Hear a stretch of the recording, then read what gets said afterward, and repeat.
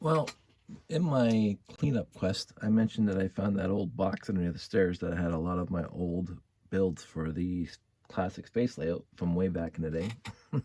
And in that, I found my little robotic arm that I built inside my little crater moon base thing that had the big scissor lift that would lift the 918 up out of the crater like a James Bond movie. But I also added this little robotic arm that did quote unquote in-universe scanning or welding or whatever. It's a robotic arm. I wanted to see it work again. So the arm itself hasn't changed since I built it way back then, but I rebuilt the entire base because of course it's not part of the crater anymore. The crater is completely dismantled and destroyed. But this guy, so I had to build a new base for it in 3 motors. You can see 1, 2, 3 connected to one RCX. I actually downloaded the software or the program that I had running inside the base. And the issue is I had rotation sensors inside the base. I also had a hard stop. So the arm would know where it was at the end of every iteration of the program. And so when it started over, it would start at exactly the same spots. I don't have that right now. I don't have any stop on this arm, so it does some funky things. But we're gonna let it run right now. I'm gonna come over here and I'm gonna press play on the brick CC, which is connected. So this is a robotic arm doing what robotic arms do. I wanted it to be really cool and some scanning features.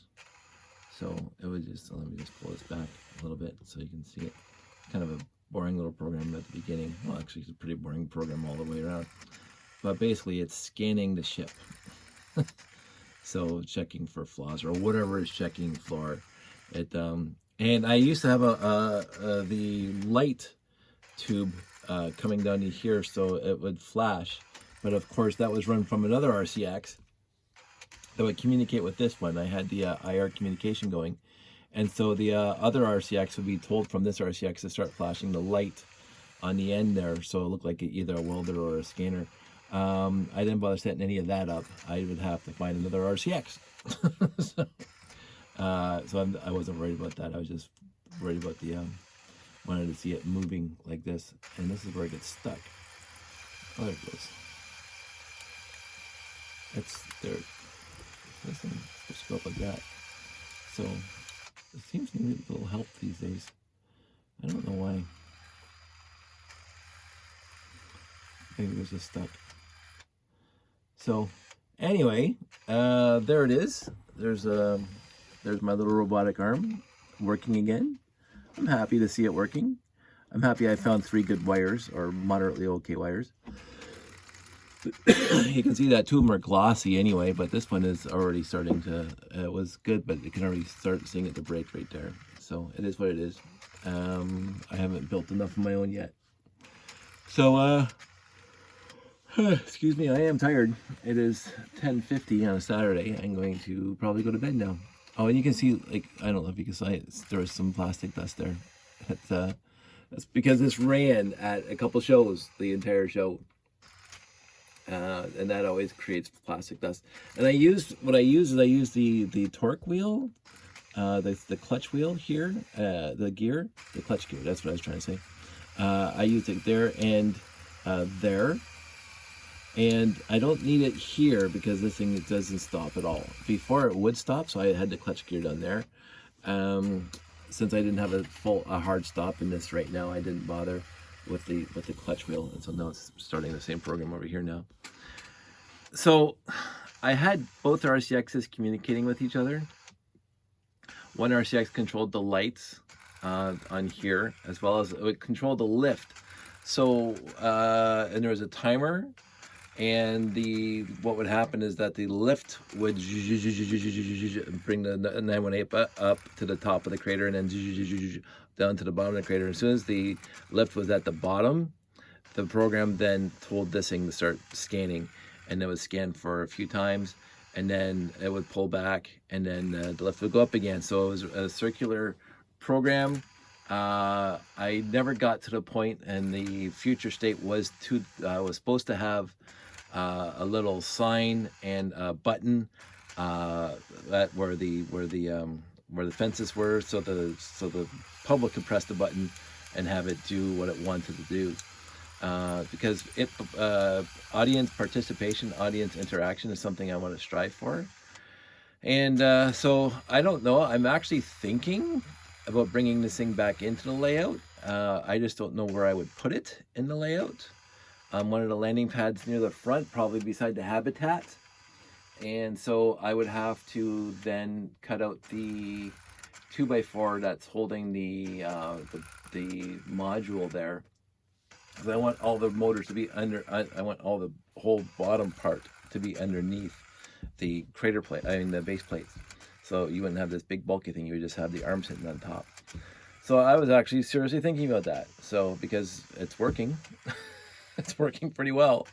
It's kind of fun to watch, and I kind of miss this kind of stuff. I kind of miss building quote unquote simple robots like this, like we used to for RTL competitions, and I did a lot for previous train or space layouts. I don't have too much in the space layout right now that has movement like this. I mean, yes, we got the monorails moving and we got the trains moving, but we don't have anything like this moving inside the layout. I do have the door, the big bay door, and the 924 being brought in and taken out inside the repair bay. That's fun, but I think this would be a lot more fun. Well, I am tired. I think this would be a lot more fun for people to watch, especially if it's near the front of the layout, like right next to the habitat, on that landing pad that's next to the habitat. I think that'd be a good place to put it. Basically, right beside the this space for rent classic space layout sign. This kind of would be there, and it'd be kind of pointing to the landing pad next to the habitat. That's my idea.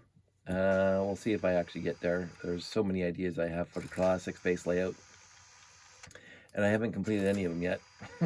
So, I mean, it's good for shows right now. I just have to get a show to go to, but I want more stuff like this in it. So anyway, I'm gonna go to bed because I am tired, and this thing is just repeating the same program over and over and over again. Where's it gonna stop now? Oh, right at the back end, so you can't see it. So there you go. I just love that. I had fun. I want to go one more quick tangent. I honestly had fun building this way back in the day. I actually do remember building this and spending a lot of time trying to figure this mechanism out here, because this was the toughest to get it as small as it is, and to have the three movements, the top arm, the bottom arm, and the rotation of the platform coming up through all three.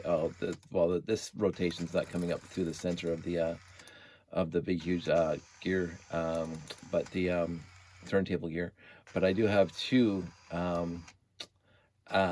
drives coming up through the center, and of course one is driven by the differential gear here, right there.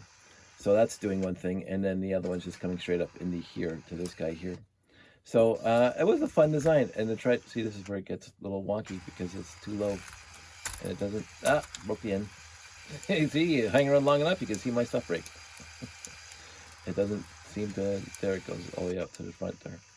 Anyway, obviously it's not ready for production. It's a work in progress, and but it's a lot of fun. So I'm glad you guys got to share it with me. I want everybody to stay safe. I want everybody to take care, and I will talk to you soon.